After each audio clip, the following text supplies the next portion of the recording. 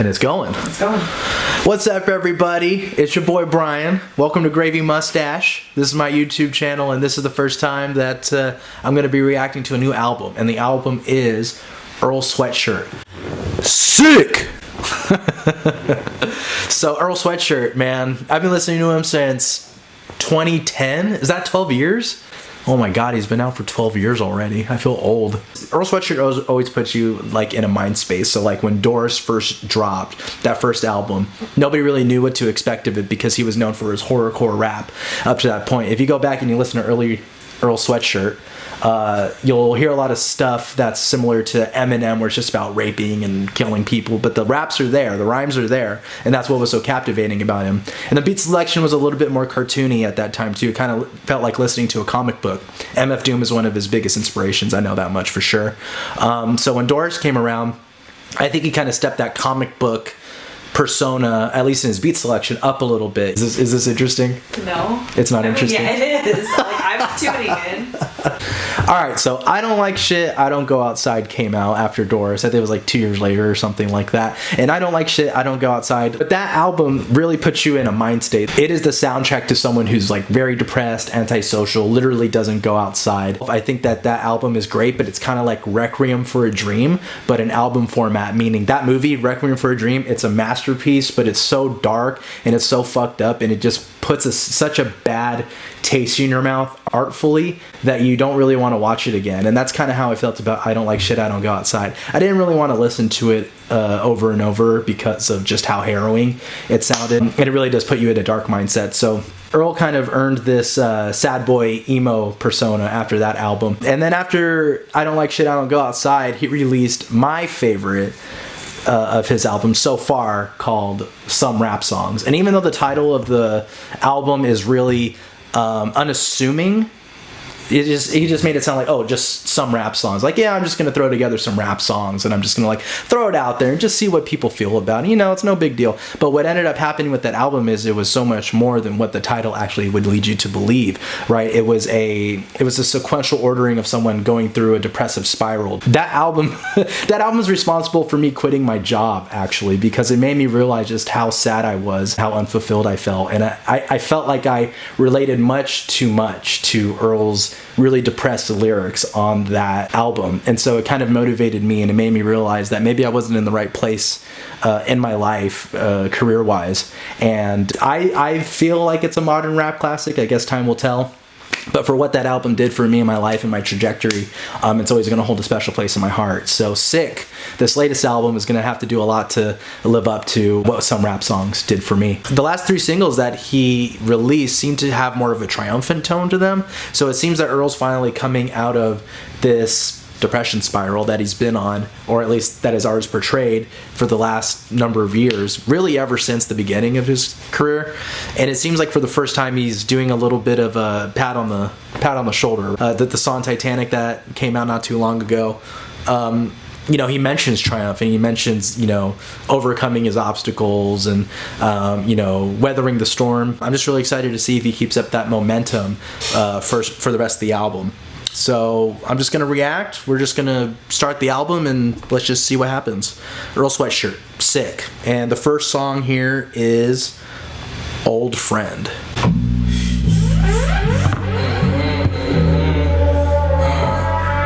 Strong spirit with a body, couldn't get asylum. Cost of living, I don't cross the picket line and get the Bible. Huh. That wasn't what I was expecting. He had no drums in that song whatsoever, and it sounds like he actually used rain sound effects at the end of that track as well. Just it seemed a lot more despondent than I was anticipating, but he did have a line in here that I thought was pretty great. I mean, he's always got at least one, right? Mad Hatters capping every line. It doesn't matter the 10 of 5. They start hacking when they can't shrink us. I love that line because, you know, Mad Hatters, Alice in Wonderland, it doesn't matter to the 10 of 5. You know, 10 of 5 kind of sounds like a card, like how you would describe a card, right? Like the 10 of 5 or the Ace of Spades. And I think that kind of harkens back to the Mad Hatter line in his cap, right? Mad Hatter's capping, you know, crazy people telling lies. That's great. I love that. So this one's, it's already kind of sad, but the 3 singles that came out before were a little bit more optimistic, I guess. So I don't know. I'm interested. I'm interested to see where this goes. Okay, so the next track I've already heard, 2010. Let's play it anyway. I'ma need a bigger bag for the cohort. Trying to make a millionaire out of Slumdog. 5 O's on me like the Olympics. You don't say anything? You're just like, I'm just vibing. So 2010, great song. A lot of people were surprised when it dropped. Just that kind of those trap snares that you hear and the hi-hats. Not really what Earl Sweatshirt does usually, but it's really cool to hear him on that kind of beat. A lot of people are excited about that. And that's what I'm looking forward to most on this album is that production. Yeah, great song. Let's go on to the next one, which is Sick. This is the title track of the album. So, oh, he sounds depressed again.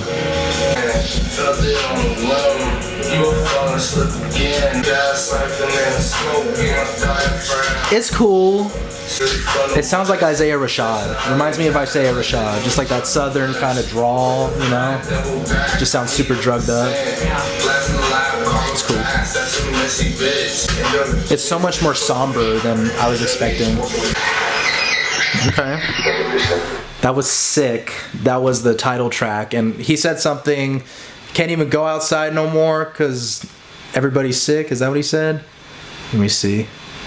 Can't go outside no more because dudes are sick. So I get the album cover has him in he's got a mask off, slightly off in the album cover, and the whole album's called Sick. And the album cover actually has different elements that are used for healing. So there's like 2 pills at the top of the cover. There's sage. So if you're like spiritually sick, I guess you could burn some sage. I think some cultures believe that. And then obviously Earl Sweatshirt himself's on the cover, or like a metal bust of his head, and he's got the mask on. So there's the sick, that he himself is sick. But maybe the fact that it's half off, the mask actually is half off, is kind of a double entendre. Like he himself is sick, but he's also emotionally sick because of the fact that he has to wear masks all the time. Yeah, I wonder what he's saying with the mask half off thing. Yeah, this album is a lot more despondent so far than I thought it was going to be. Gas siphoning, smoke in my diaphragm, stem caps, Molly, Black Betty, Bamalam. Like, he's still on his druggy stuff, and that song really does sound like somebody that's strung out. He really painted that picture, and the voice that he was using, so, low key, kind of sounds comatose almost. All right, next song, Vision. I've heard this beat is crazy, so I'm really looking forward to this one. Featuring the Loopers. What's magic? I was the vision myself. I had the fear for myself. I get the green like it's cap. Ooh. I put that shit in a pail. Make sure my mama do well. All of my bitches do well. All of my bitches do well. My bitches shine like jewels. Oh, this is sick. I get that cash to the wide. When it's still bringing you help. Simply send for me. There's a you're looking for someone that had to get low like the jail pose. Had to get low like the jail pose. Had to get low like the jail pose.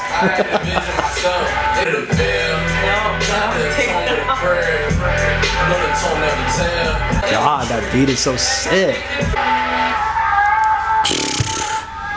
I loved that beat. That beat was sick. It was crazy. And that was like the first true trap beat where you had, those rattling hi-hats. Earl just flowed so great over it. It was super dense lyrically, so I don't know how much I really understood it, but I heard like a lot of violent themes, especially in the first verse with the Loopers. He said, looking for someone to match with me, Desert Eagle. Looking for someone they blast for me, Desert Eagle. So, Desert Eagle obviously is a handgun, but he also had a pretty great line in there about looking for someone to fly with me, get high with me, no vicing. So Desert Eagle, eagles can fly, but also, maybe that's a darker line about how he might get shot and somebody might die with him, and they'll fly with him to heaven by way of the Desert Eagle.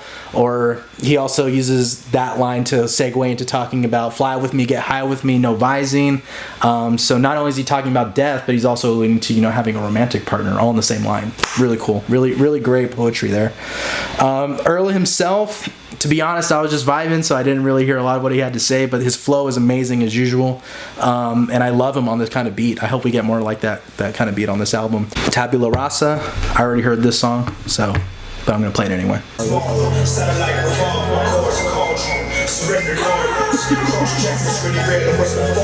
Alchemist is undefeated. Undefeated.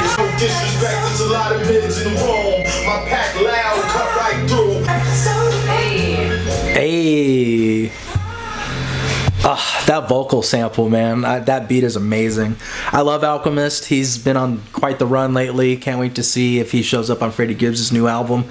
I love everything that man does. Yeah, this one came out already too. It's called Tabula Rasa. And I looked this up actually, and I think that this is, from what I've read, this is a concept that mankind is completely shaped by their experiences, and that they basically start out as a clean slate, which I think Tabula Rasa roughly translates to. So I think that the song's theme is about being shaped by the experiences around you and kind of how they make you into the person that you are. Arm & Hammer, Elucid, and Billy Woods, they come through with their really esoteric bars. They have a way of kind of dancing around the subject of what they're actually trying to talk to you about, but they don't say anything super directly. They create just such a visceral picture within your mind's eye, and it's vivid, but it's also kind of surreal and dreamy and nightmarish at times too. But they kind of make you feel the way that they want you to feel through their imagery, rather than telling you kind of a more linear story. And Earl Sweatshirt just matched them so great on that track. So yeah, awesome track, one of my favorites. All right, next song is called Lye, Lye. So Cleaning Agent. Let's see if this one's about probably cleaning your laundry or something, right? Ooh! We got some soul on here. Oh, that's slick. I love the horns. This is that 57 Chevy music. Hey.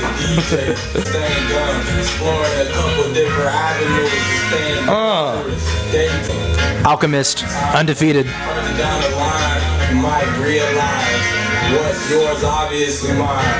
Undefeated. All right, so next up is Lobby Interlude. So let's see what we got here.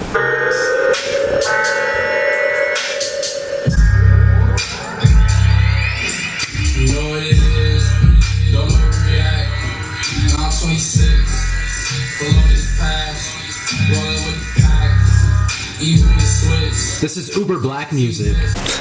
That song was way too hard. That production was crazy, but I just, it makes me wonder what kind of artist Earl would sound like if he actually would sound like he didn't just wake up from a coma. I feel like if Earl really brought a lot more energy on that song, I don't even know what that would sound like, to be honest, because Earl always sounds kind of despondent. But if he had brought a little bit more energy to that song, maybe a little bit more, I don't know, aggression, I think he would have matched the beat even better than he did. But yeah, let's see. Favorite line here. When I get the thrax, I'm inhaling. I happen to know the assailant. I don't know, just when I get the thrax, I'm inhaling. Like, that's just some, I don't know. I would never inhale anthrax, but maybe he's just calling the drug that he's calling. Maybe he's calling a drug anthrax or something like that. What's that? I don't know if I would handle anthrax. Would you smoke anthrax? No. No, I wouldn't either. That sounds too hardcore for me. All right, God laughs. I always say, don't I always say God laughs? Man plans, God laughs. Yeah. Maybe that's what this is about. Maybe it's about your plans going awry. Let's see.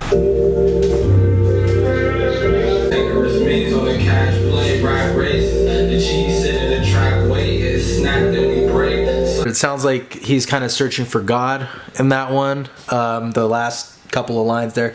Keep changing for the better, what to do when your job thankless, in the middle of the marsh where mosquitoes chomp ankles, swamp marching on the quest for my lost halo. God. Wow, a lost halo. Wow.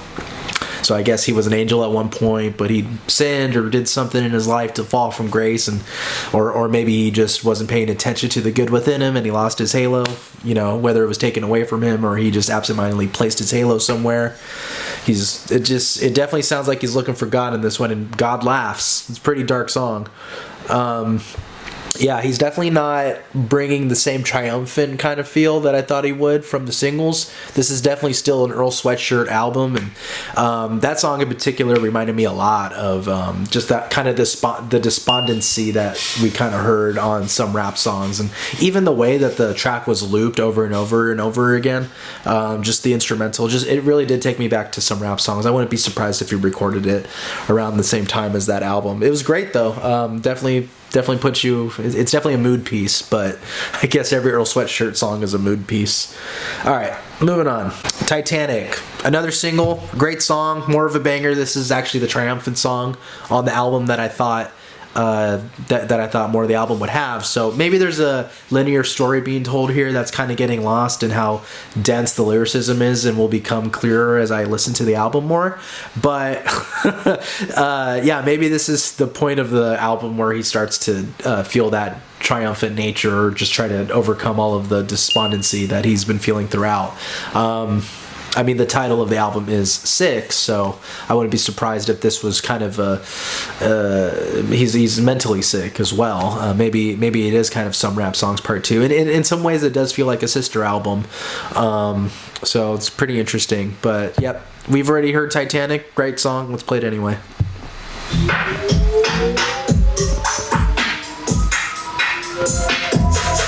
Hey, these brothers crash fucked up and died. Night shot before another hand.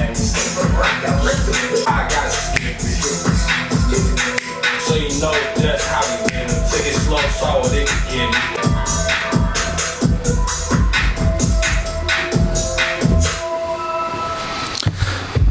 Great song, great beat.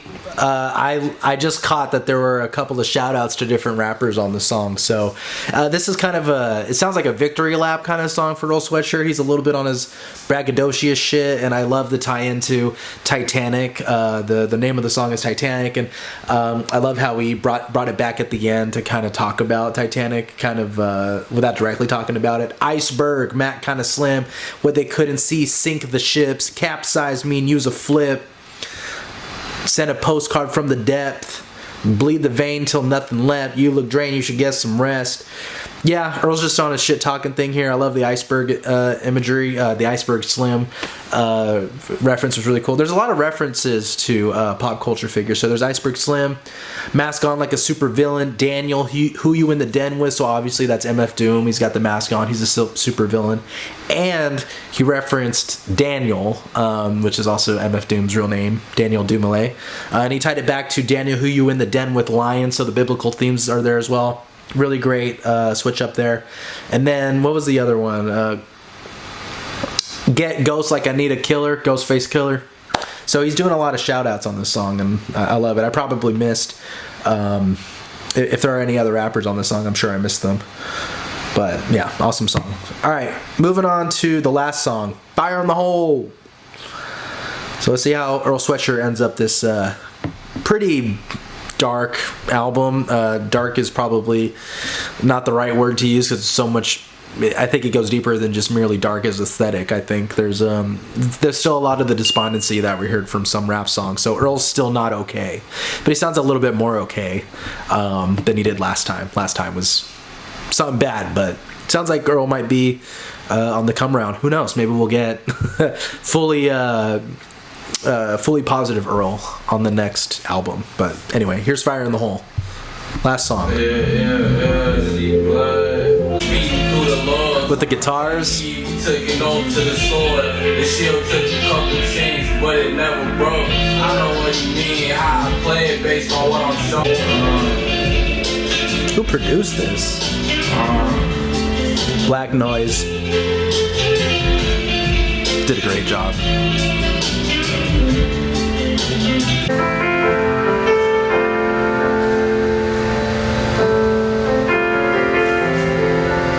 Beautiful outro.